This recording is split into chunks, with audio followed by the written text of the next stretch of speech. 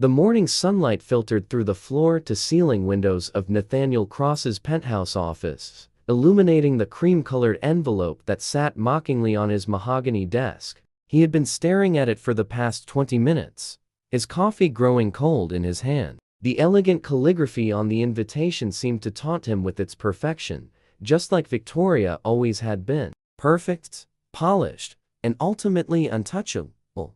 Victoria, Sterling, and Christopher Black would request the honor of your presence at their wedding celebration. Nathaniel felt the familiar tightness in his chest that always accompanied thoughts of his ex-fiancée. 3 years had passed since she had walked out of his life, leaving behind only a brief note explaining that she needed someone who could truly be present, someone who valued relationships over spreadsheets and profit margins. She had not been entirely wrong, which made the memory sting even more sharply. His assistant knocked gently before entering. "Mr. Cross, your grandmother is online too. She says it is urgent." Nathaniel sighed, setting down the invitation and picking up the phone. His grandmother Penelope was the only person in the world who could read him perfectly, and he suspected she already knew about the invitation. He was correct. "You received it then?"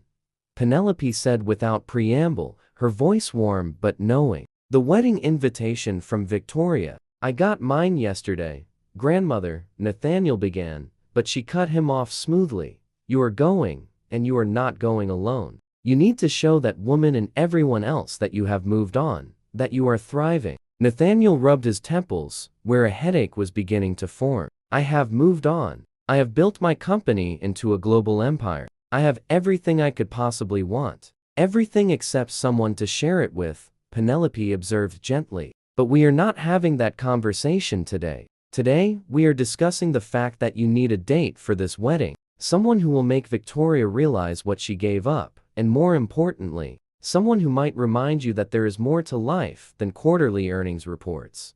After the call ended, Nathaniel found himself unable to focus on work. By early afternoon, he had abandoned his office and taken to walking the city streets, something he rarely did anymore. His life had become a carefully controlled routine of meetings, negotiations, and strategic decisions. Spontaneity was inefficient, and efficiency was everything. Or at least, that was what he had told himself for the past 3 years. He entered a small coffee shop tucked between 2 sleek office buildings, drawn by the genuine laughter he heard from inside. The interior was cozy and cluttered in a way that would have made his corporate designers cringe, but something about the authentic warmth of the space made him pause. Behind the counter, a young woman with sun-streaked brown hair pulled into a messy bun was simultaneously managing the espresso machine, taking orders, and chatting animatedly with customers. Her smile was radiant and completely unself-conscious.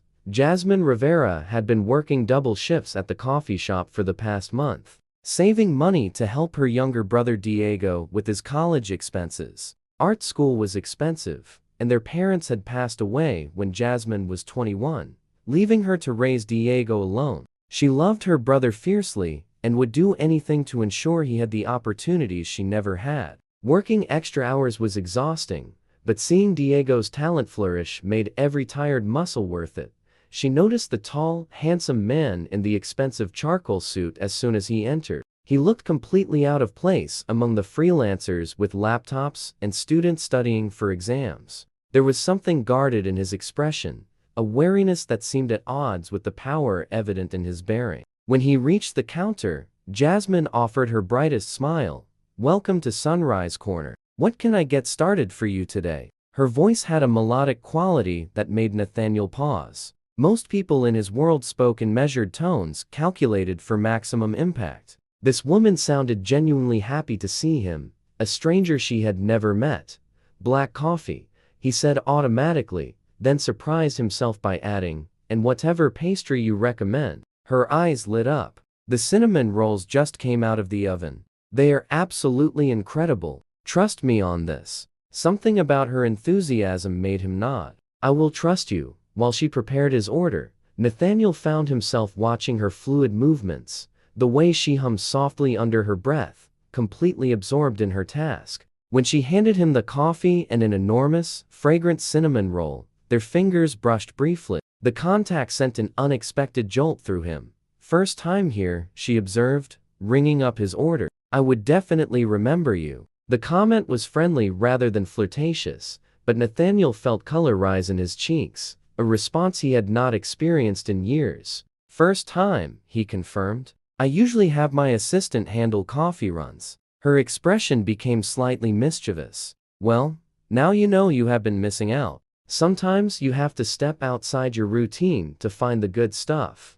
Nathaniel found a corner table and was surprised to discover that the cinnamon roll was indeed exceptional. He lingered longer than intended, watching Jasmine interact with various customers. She remembered names, asked about sick relatives, celebrated small victories. She treated everyone with the same genuine warmth, regardless of whether they ordered an expensive specialty drink or just wanted a glass of water. There was an authenticity to her that felt foreign to him, a quality that had been missing from his life for longer than he cared to admit. He was about to leave when he overheard her conversation with an older woman at the counter. "I am sorry, Mrs. Chen, but I cannot take on any graphic design work right now. The coffee shop has me scheduled for doubles all week, and I have a commission piece due for a client on Friday. I know your granddaughter's birthday invitation would be beautiful, but I just do not have the hours." Graphic designer, Nathaniel noted with interest. So this was not her only job,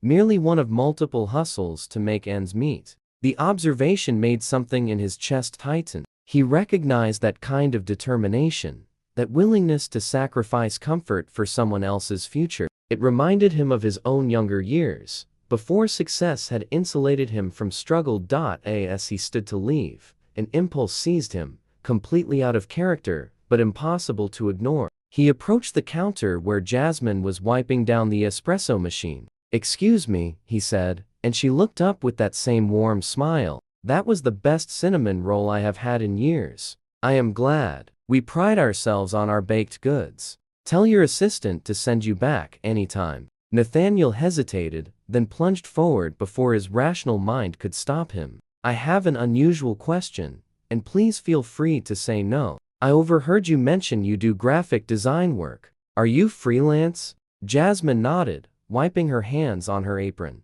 "I am. Design is my real passion. This just pays the bills while I build my portfolio and client base. What I need," Nathaniel said slowly, "is not exactly design work. I need someone to accompany me to a wedding next weekend as my date." The look of pure confusion on her face would have been comical under different circumstances. "I am sorry, what? You need a date for a wedding, and you are asking me, a complete stranger you just met at a coffee shop? When you say it like that, it sounds completely insane," Nathaniel admitted, surprising himself with the honesty. "Let me explain. My ex-fiancé is getting married, and I have been strongly encouraged by my grandmother not to attend alone. I would hire someone through an agency, but that feels even more artificial. You seem genuine, comfortable in social situations, and I promise this would be completely professional. I would compensate you generously for your time."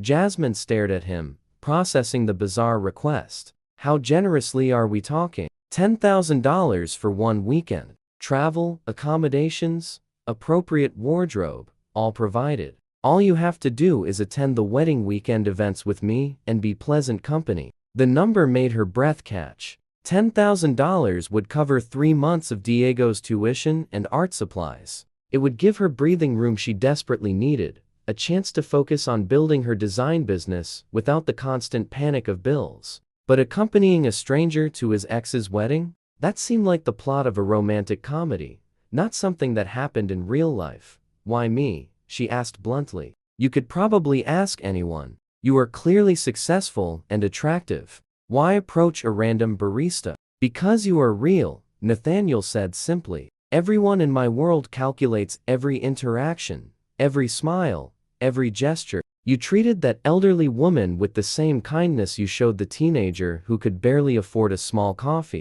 That kind of genuine warmth cannot be faked. And that is exactly what I need this weekend. Someone real." Jasmine bit her lip, clearly torn. "Can I think about it? I need to process this whole situation because it is honestly the strangest thing anyone has ever asked me." Of course. Nathaniel pulled out a business card and wrote his personal cell number on the back. Call me by tomorrow evening if you are interested. If not, I completely understand and hope you enjoy the rest of your day regardless. After he left, Jasmine stood holding the business card, reading the name printed in elegant script. Nathaniel Cross, CEO, Cross Technologies. Her eyes widened as recognition hit. She had just been propositioned by one of the youngest billionaires in the tech industry, a man whose face occasionally graced business magazine covers. This was absolutely insane. That evening, she told Diego about the encounter while they shared leftover pasta in their small apartment. Her brother listened with growing excitement. "Jess, you have to do this. $10,000? Do you know what that would mean for us? Plus, it is just one weekend. What is the worst that could happen? You might actually have fun at a fancy wedding. You deserve some luxury after everything you do for me." "I do not know," Jasmine said uncertainly. "It feels weird, like I would be pretending to be something I am not." "You would be helping someone out and getting compensated well for it," Diego countered. "Besides, when was the last time you did something spontaneous and exciting? You are always working or worrying about money. Maybe this is the universe telling you to take a chance." Jasmine looked at her brother's earnest face, thinking of the tuition bill sitting on her desk and the creative opportunities this money would afford both of them. Maybe Diego was right. Maybe it was time to step outside her comfort zone and embrace something unexpected. The next evening, she called the number on Nathaniel's card. Her hands trembled slightly as the phone rang. He answered on the second ring. "Nathaniel Cross. Hi, this is Jasmine, from the coffee shop." The relief in his voice was palpable. "I was hoping you would call. Have you made a decision?" She took a deep breath. "I will do it, but I have conditions." "Name them." "This is purely professional. No expectations beyond me being pleasant company at wedding events." "Completely agreed. I need to know more about you and this ex-fiancé before the wedding. I cannot walk in completely blind." "Fair. We can meet several times this week so you are comfortable and prepared. And you have to donate $5,000 of what you are paying me to a scholarship fund for art students." The request surprised him into silence for a moment, then genuine warmth entered his voice. "Done. In fact, I will match it. $10,000 total to the scholarship fund." "Deal?" "Deal," Jasmine confirmed, wondering what exactly she had just agreed to. They arranged to meet the following day at a restaurant to discuss details. After hanging up, Jasmine felt equal parts excitement and terror. She had just committed to spending a wedding weekend with the billionaire, pretending to be his girlfriend, all while his ex-fiancé and presumably many other wealthy, sophisticated people watched their every interaction. What could possibly go wrong? The restaurant Nathaniel chose for their first meeting was elegant, but not ostentatious, a detail Jasmine appreciated. She arrived 15 minutes early, nerves making her fidget with the simple black dress she had chosen. When Nathaniel walked in, she was struck again by his presence. He moved with quiet confidence, but there was something softer in his expression tonight, less guarded than at the coffee shop. "Thank you for coming," he said, sitting across from her. "I realize this entire situation must seem surreal." "That is putting it mildly," Jasmine admitted with a small laugh. "I have been questioning my sanity since I agreed." Over dinner, Nathaniel explained the history with Victoria. They had been together for 2 years, engaged for 6 months, when she ended things. "She said I was married to my work, that I prioritized profits over people. She was not wrong, but I did not know how to be different. I built my company from nothing, and maintaining that success required constant focus. Do you still love her?" Jasmine asked quietly. The question seemed important. Nathaniel considered carefully. "I loved who I thought she was, who we were together, but honestly, I think I loved the idea of having successfully achieved a relationship milestone more than I loved the actual person." "That probably makes me sound terrible." "It makes you sound honest," Jasmine said,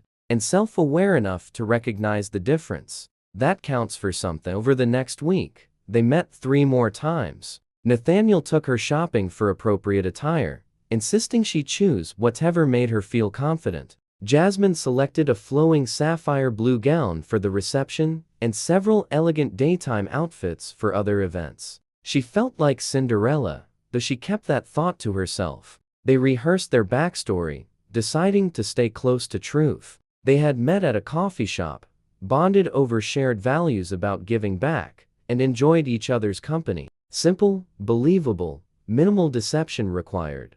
What surprised Jasmine most was how easy Nathaniel was to talk to once his professional facade dropped. He asked about her design work with genuine interest, examined her portfolio with thoughtful questions, and seemed fascinated by her relationship with Diego. "You raised him essentially," Nathaniel observed during their third meeting. "That required sacrificing your own opportunities. Most people would resent that burden." "He is not a burden," Jasmine said firmly. "He is my family. Besides, watching him discover his artistic voice has been more rewarding than anything I could have pursued for myself. Some things matter more than personal ambition."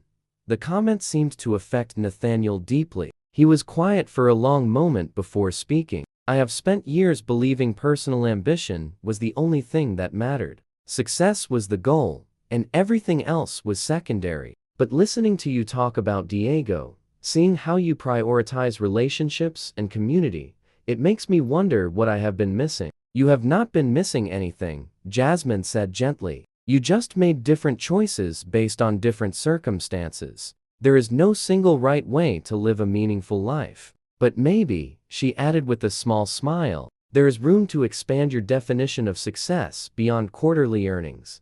The day before they were scheduled to leave for the wedding, Jasmine met Nathaniel's grandmother. Penelope Cross was a petite woman with silver hair and eyes that missed nothing. She invited Jasmine to tea at her elegant townhouse, and Jasmine arrived, feeling nervous about meeting someone so important to Nathaniel. "My grandson tells me you are doing him a tremendous favor," Penelope said, pouring tea into delicate china cups. "He also tells me you insisted he donate money to an art scholarship fund as part of your agreement. That tells me more about your character than any background check could reveal.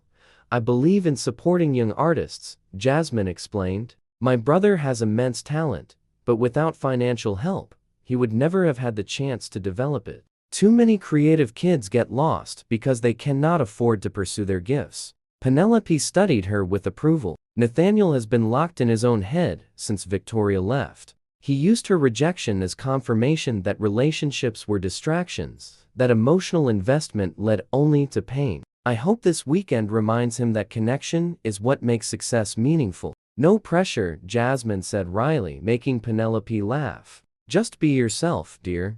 That is clearly what caught his attention in the first place. The wedding was being held at an exclusive resort in the mountains, a sprawling property with manicured gardens and breathtaking views. Nathaniel's driver picked up Jasmine early Friday morning, and she watched the city give way to forests and mountain peaks with growing anticipation. Nathaniel sat beside her reviewing emails on his tablet, but she noticed his tension increasing as they approached their destination. "Nervous?" she asked softly. "About seeing Victoria again?"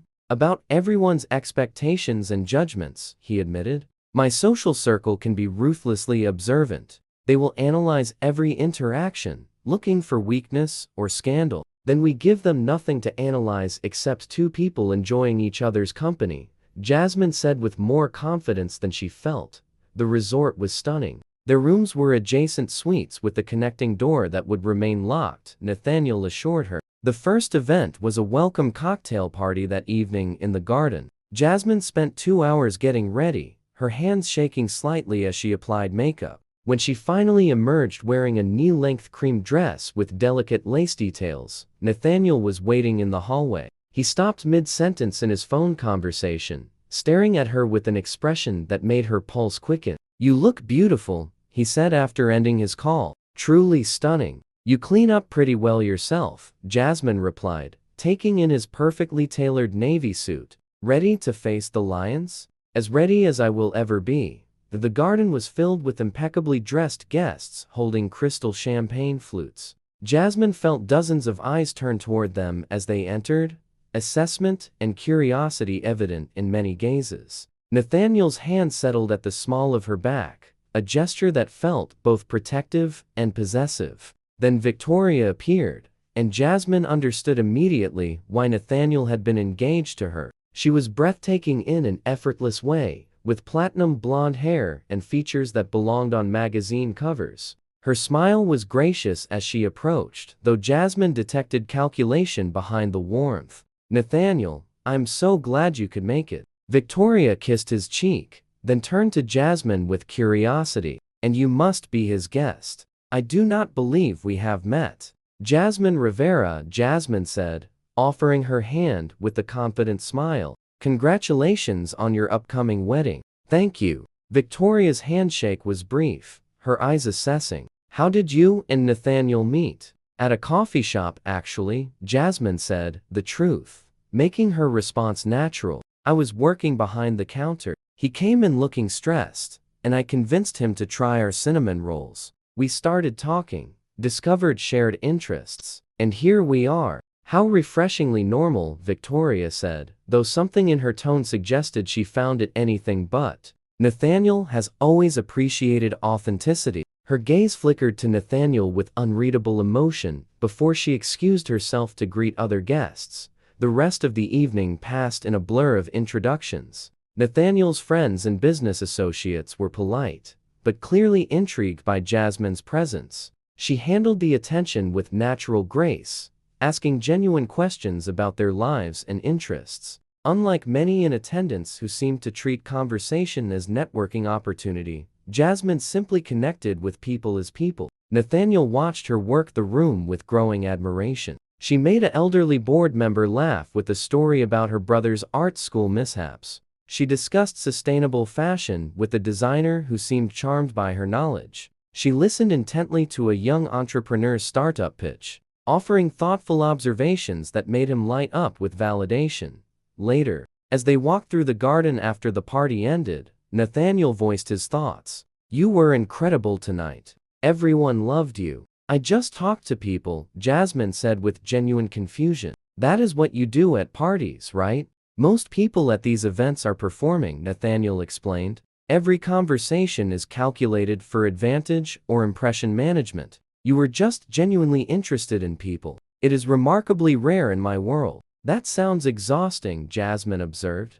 "No wonder you always look tired." He laughed, surprised by her bluntness. "You are not wrong." They found a bench overlooking the valley, moonlight casting everything in silver. The moment felt suspended, intimate despite the public setting. "Can I ask you something personal?"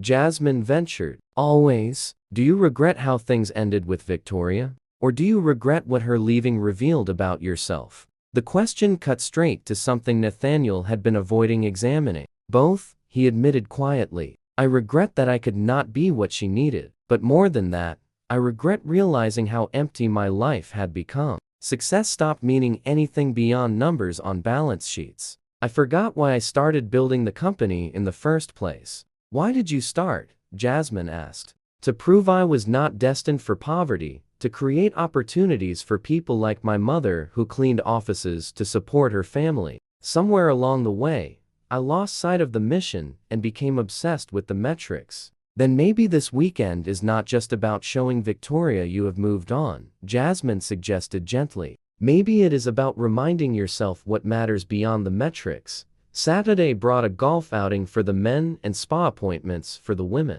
Jasmine found herself in a steam room with Victoria and several bridesmaids, feeling distinctly out of place among women who discussed vacation homes and charity galas with casual familiarity. "So, Jasmine," Victoria said, her tone friendly but eyes sharp, "how serious are things between you and Nathaniel? You two seem quite comfortable together." "We care about each other," Jasmine answered carefully, sticking to truth. "He is a remarkable person once you get past the professional exterior." Victoria's expression flickered with something that might have been regret. "He is remarkable," she agreed. "Also completely consumed by work, unable to prioritize relationships, and terrified of genuine vulnerability. I hope your experience is different than mine was." "People can change," Jasmine said quietly, surprised to find herself defending Nathaniel genuinely rather than performing her hired role.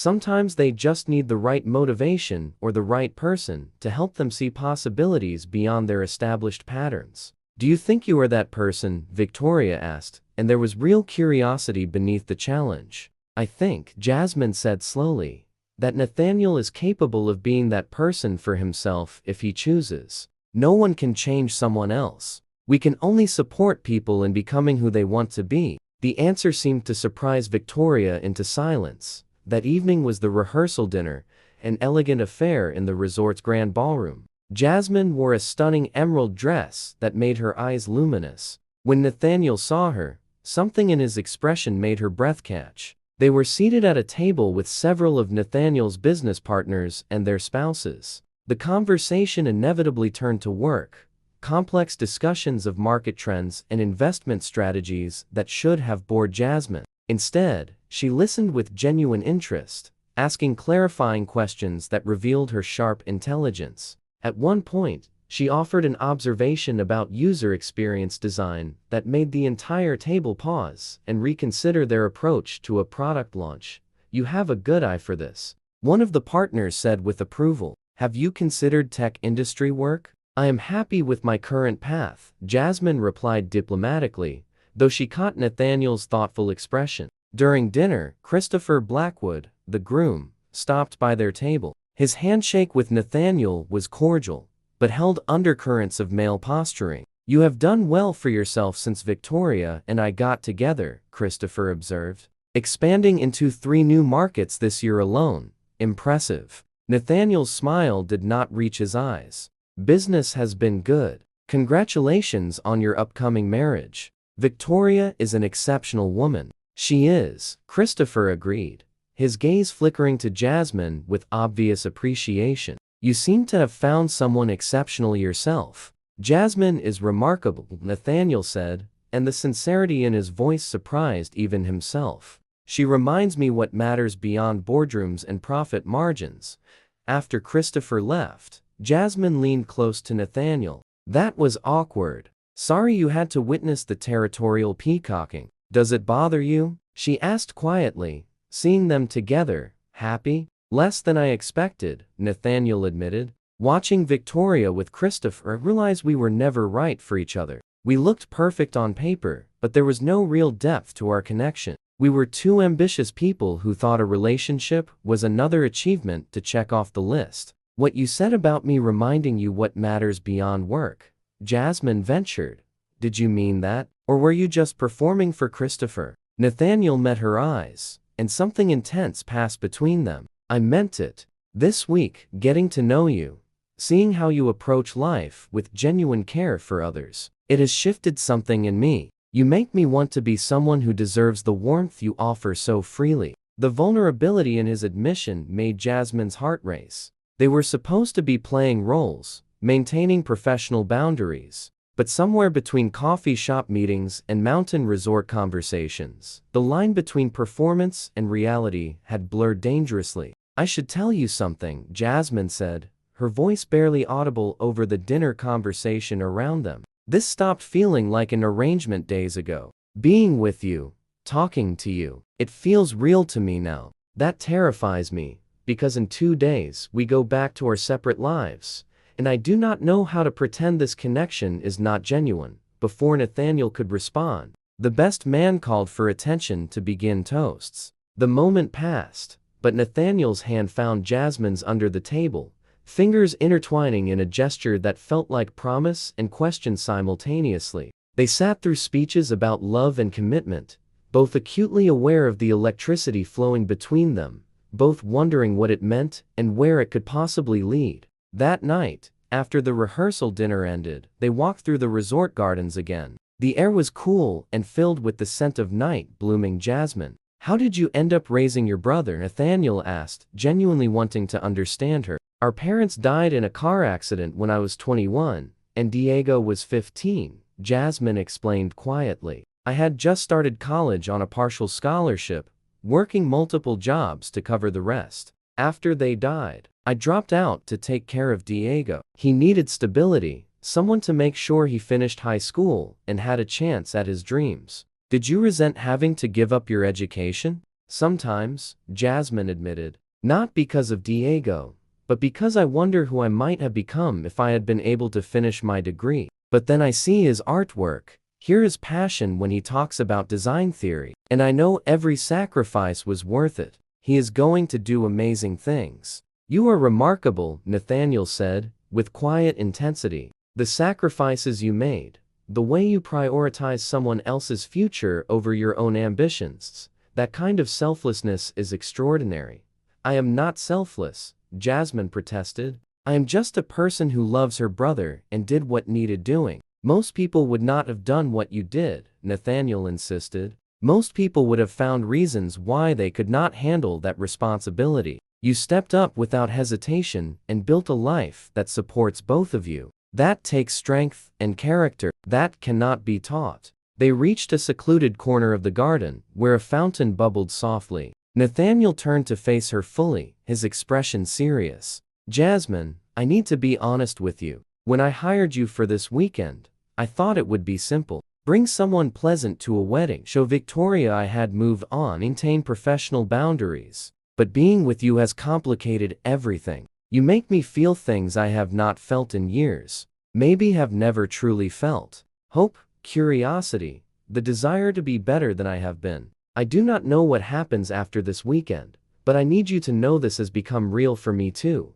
Jasmine felt tears prick her eyes. We are from completely different worlds, Nathaniel. You run a billion-dollar company. I serve coffee and design logos for small businesses. How could anything between us possibly work in the real world? What if we stopped worrying about logistics and just acknowledged what is happening between us? Nathaniel suggested, stepping closer. What if we gave ourselves permission to explore this connection without overthinking where it leads? I am terrified, Jasmine whispered, of getting hurt, of falling for someone whose life is so far removed from mine that I cannot imagine fitting into it. I am terrified too, Nathaniel admitted, his hand cupping her cheek gently. I have spent years protecting myself from emotional risk, building walls that kept everyone at a safe distance. You walked into my life and dismantled those defenses without even trying. That should frighten me, but instead, it feels like waking up after years of sleepwalking through life.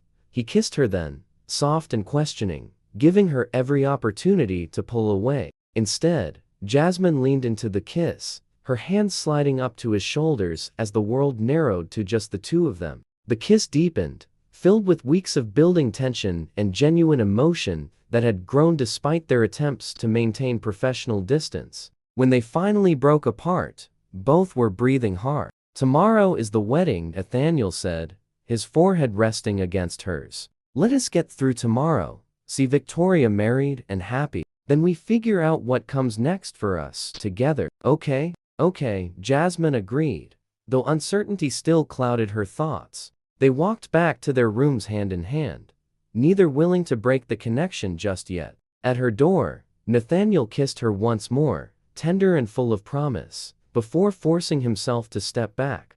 Good night, Jasmine. Sweet dreams. As she prepared for bed, Jasmine wondered what she had gotten herself into. She had agreed to play a role for money, to help a stranger navigate an awkward social situation. Instead, she had fallen genuinely, terrifyingly in love with a man whose world seemed impossibly distant from her own. Tomorrow would bring the wedding and whatever revelations came with it. After that, they would face the complicated reality of building something real from what had started as elaborate pretense. Sunday morning arrived with brilliant sunshine that seemed inappropriate for Jasmine's emotional turmoil. She had barely slept, her mind replaying the garden kiss and Nathaniel's words over and over. Today, Victoria would marry Christopher, and tomorrow she and Nathaniel would return to reality. The question that haunted her through the sleepless night was whether their connection could survive outside the romantic bubble of this wedding weekend. The ceremony was scheduled for 2 in the afternoon. Jasmine spent the morning trying to distract herself with yoga and meditation, techniques she had learned during the stressful years after her parents' death. Nothing helped quiet her racing thoughts. At noon, she began getting ready, taking extra care with her appearance. The sapphire blue gown fit perfectly, and when she looked in the mirror, she barely recognized the elegant woman staring back. She looked like someone who belonged in Nathaniel's world. Even though she knew appearances were deceiving, Nathaniel knocked on the connecting door at 1:30. When she opened it, his expression made every nerve ending come alive. "You are breathtaking," he said simply. The ceremony was held in a glass pavilion overlooking the valley, chairs arranged in perfect rows, with white flowers adorning every surface. Jasmine sat beside Nathaniel, acutely aware of his thigh pressed against hers, his hand clasping hers throughout the ceremony. Victoria looked radiant as she walked down the aisle, and Christopher's face held genuine adoration. As they exchanged vows, promising lifelong love and commitment, Jasmine felt Nathaniel's grip tighten on her hand. After the ceremony, during the cocktail hour before the reception, Nathaniel disappeared to take an urgent business call. Jasmine found herself alone near the bar when Victoria approached, still glowing in her wedding gown. "Can we talk?" Victoria asked, gesturing toward a quiet corner. Jasmine followed, curious and slightly wary. "I owe you an apology," Victoria began, surprising her. "This weekend I have been watching you and Nathaniel together, and I realize I misjudged the situation. I thought you were some calculated move on his part, hired help to make me jealous. But the way he looks at you, the way you look at him, that is real. I underestimated both of you."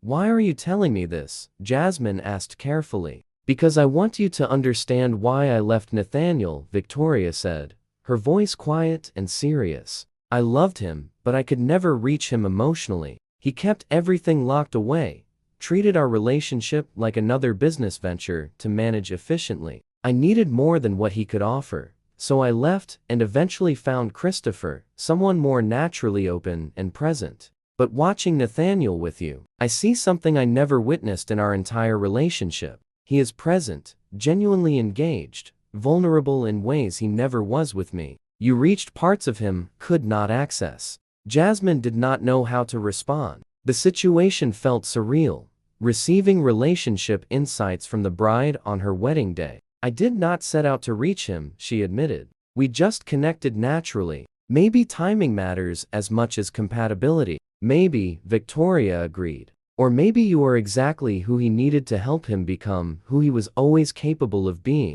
Either way, I wanted you to know I see it, and I am genuinely happy for him. He deserves love, and I think you might be the person who can show him what that truly means." The reception was elegant and lively, with a band playing sophisticated jazz and guests dancing under twinkling lights. Nathaniel and Jasmine sat at their table, watching the celebration unfold around them. During dinner, Christopher stood to make a toast that included an unexpected moment. He acknowledged Nathaniel directly, thanking him for attending despite the potentially awkward circumstances, and expressing hope that Nathaniel had found his own happiness. The gesture was gracious, and seemed to lift some invisible weight from Nathaniel's shoulders. When the dancing began, Nathaniel led Jasmine to the floor, pulling her close as they swayed to the music. "This has been the strangest and most wonderful weekend of my life," he murmured against her ear. "Thank you for agreeing to this insane arrangement."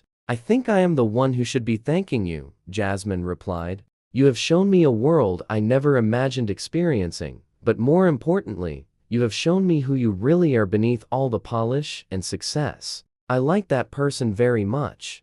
They danced for several songs, lost in their own world despite the crowd around them. Other guests watched with knowing smiles, seeing what Nathaniel and Jasmine were only beginning to fully acknowledge. This was not performance or arrangement anymore. This was two people falling genuinely, deeply in love, despite every logical reason to maintain distance. As the evening progressed, Nathaniel found himself repeatedly pulled into conversations with business associates and old friends. Jasmine handled the separations with grace, mingling independently and always seeming perfectly comfortable. During one such separation, Penelope approached her granddaughter, her expression warm. "You are good for him," Penelope said without preamble. "I have not seen Nathaniel this alive in years. Whatever happens after this weekend, know that you have given him a tremendous gift. The gift of remembering how to be human rather than just successful."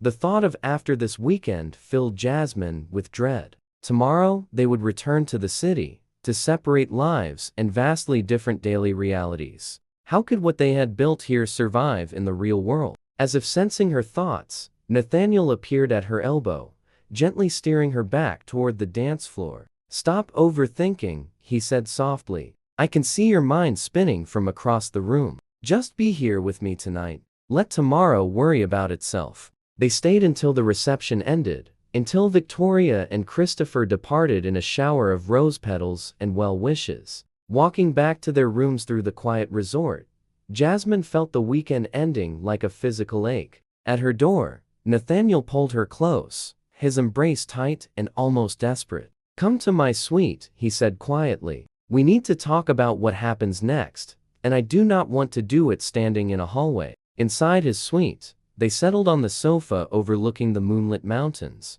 Nathaniel poured them each a glass of wine and then sat beside her, taking her hand. "I've been thinking about logistics," he began, "about how to make this work in reality rather than just wedding weekend fantasy. I know our lives are very different, but I think we can bridge those differences if we are both willing to try." Jasmine wanted to believe him, but practical concerns crowded her mind. "Nathaniel, you run a massive company. You travel constantly, attend events in exclusive circles, operate in a world where I would always be out of place. I work multiple jobs to support myself and my brother. Our daily realities are not just different, they are opposite. So we find middle ground," Nathaniel insisted. "I can adjust my schedule to be more present rather than constantly traveling. You can let me help support you so you are not working yourself to exhaustion. We build something together that honors both our lives rather than trying to force one of us to completely change.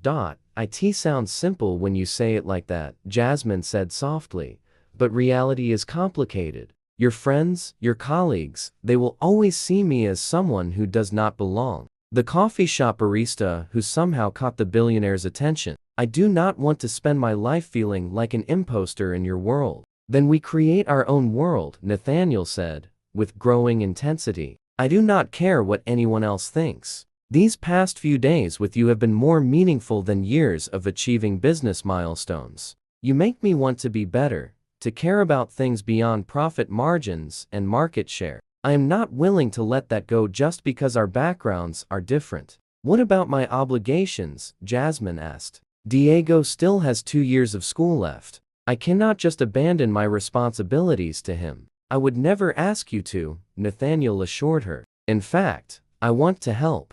Let me cover Diego's tuition and expenses. Consider it an investment in a talented artist's future. You can focus on your graphic design career without the constant stress of multiple jobs. We build a life together that supports both our priorities." The offer was tempting, almost dangerously so. But Jasmine had fought too hard for independence to easily accept what felt like charity. "I need to support myself and Diego," she said firmly. "That is important to me, maintaining the ability to take care of my own responsibilities." "Then let me hire you properly," Nathaniel suggested. "My company needs talented designers. Come work for me in a real capacity, earning a real salary based on your skills and contributions. No charity, just professional employment, doing work you are qualified for and passionate about." The proposal made more sense, but Jasmine still hesitated. "Working for you while dating you? That sounds complicated." "Everything worthwhile is complicated," Nathaniel countered. "I am not interested in easy. I am interested in building something real with you, whatever challenges that involves." They talked until past midnight, discussing possibilities and concerns with growing honesty. Nathaniel shared his fears about being emotionally available, about repeating the patterns that destroyed his relationship with Victoria. Jasmine admitted her insecurities about fitting into his world, about being judged or dismissed by people who saw her as beneath their circle. In the vulnerable darkness, they laid bare their hopes and anxieties, building foundation of trust that went deeper than physical attraction or romantic chemistry. As dawn approached, Nathaniel pulled Jasmine close, his voice rough with emotion. "I am falling in love with you. That terrifies me because I have spent years protecting myself from this exact vulnerability. But I am more terrified of letting you walk away because I was too afraid to take the risk." Jasmine felt tears slide down her cheeks. "I'm already in love with you," she whispered. I tried to fight it, told myself this was just an arrangement that would end after the wedding. But my heart did not care about logic or practical concerns. Being with you feels like coming home to a place I did not know I was searching for. They made love that night with tenderness and passion, physical intimacy, deepening the emotional connection they had been building all weekend. Afterwards, wrapped in each other's arms as sunrise painted the mountains gold, they made promises to try to communicate, to build something real despite the challenges, to not let fear or practical concerns prevent them from exploring what could be extraordinary if they were brave enough to reach for it. Monday morning brought the return to reality. They checked out of the resort and rode back to the city together, fingers intertwined, but conversation subdued. The magic of the weekend was fading, replaced by awareness of all the logistics and complications waiting in their regular lives. Nathaniel dropped Jasmine at her apartment building, kissing her long and deep before reluctantly letting her go. "I will call you tonight," he promised. "We will figure out the details together, one step at a time." Over the following weeks, they navigated the transition from wedding weekend fantasy to relationship reality. Nathaniel introduced Jasmine to his design team, and after a thorough interview process, she was hired based on her portfolio and talent. Diego was thrilled about his sister's new opportunity and grateful for the scholarship fund that Nathaniel had established, funding not just his education but supporting other talented artists from similar backgrounds. Jasmine moved into a better apartment closer to Nathaniel's office, not with him, but near enough that they could easily see each other. They built their relationship deliberately, learning each other's rhythms and needs outside the intense bubble of wedding weekend emotion. There were challenges. Nathaniel struggled with balancing work demands and relationship presence, sometimes falling into old patterns of prioritizing business over personal life. Jasmine occasionally felt insecure at company events, where she encountered people who clearly questioned her qualifications and relationship with the CEO. But they worked through conflicts with honest communication, both committed to not repeating past relationship failures. 3 months after the wedding, Nathaniel took Jasmine to meet his mother, the woman who had cleaned offices to support his education. Teresa Cross lived modestly despite her son's wealth, refusing to move from the neighborhood where she had raised him. She welcomed Jasmine with warmth and approval. "My son has become a better man since meeting you," Teresa told her over dinner. "He smiles more, worries less about metrics and more about meaning. That is a gift you have given him, helping him remember what matters beyond success." Meeting Teresa helped Jasmine understand Nathaniel's drive and fears more completely. She saw where his determination came from, the poverty he had fought to escape, the promise he had made to himself and his mother to build something better. That understanding deepened her love and patience when he struggled with work-life balance. 6 months after the wedding, on a quiet evening in Nathaniel's penthouse, he surprised her with a question. "Move in with me," he said. "Not because it is convenient or makes financial sense, but because I want to build a life with you. I want to wake up beside you every morning and fall asleep holding you every night. I want us to create a home together that reflects both of us." Jasmine looked around the elegant but impersonal space. "If I move in, we redecorate together," she negotiated with a smile. "This place is beautiful, but feels like a hotel. I want warmth and personality, art and color, spaces that feel lived in rather than staged for magazine photos." "Deal," Nathaniel agreed immediately. "Make this place a home. Make it ours." They spent the following months transforming the penthouse, blending Nathaniel's sleek aesthetic with Jasmine's warmth and color. Diego's artwork filled the walls. Comfortable furniture replaced showpieces. The kitchen actually got used for cooking rather than standing empty. Friends and family visited regularly, rather than the space existing as private sanctuary. The transformation reflected their relationship, two different worlds blending into something richer than either had been separately. 1 year after the wedding, Nathaniel took Jasmine back to the resort where everything had begun. They walked through the gardens where they had first kissed, sat by the fountain where they had admitted their feelings. Under the stars, Nathaniel pulled out a small box. "I hired you for a weekend," he said, opening it to reveal a stunning ring. But what I got was a lifetime of love I did not know I was missing. Jasmine Rivera, will you marry me? Not as an arrangement or a contract, but as partners building a real life together. Yes, Jasmine said, through tears of joy. Yes to partnership and love and building something real. Yes to all of it. They married 6 months later in a small ceremony with only close family and friends. Diego walked Jasmine down the aisle while Teresa cried happy tears in the front row. Penelope beamed with satisfaction, having predicted this outcome from the moment she met Jasmine. The reception was held at Sunrise Corner, the coffee shop where everything began, transformed for the evening with flowers and twinkling lights. It was perfect precisely because it was authentic, a celebration that reflected who they truly were rather than performing for social expectations. Victoria and Christopher attended, their presence no longer awkward but genuinely warm. Victoria hugged Jasmine tightly. You were exactly what he needed, she said. Thank you for showing him the love he deserved. Years later, they would tell their story to friends and eventually to their children. How they met through mistaken identity and arranged dates.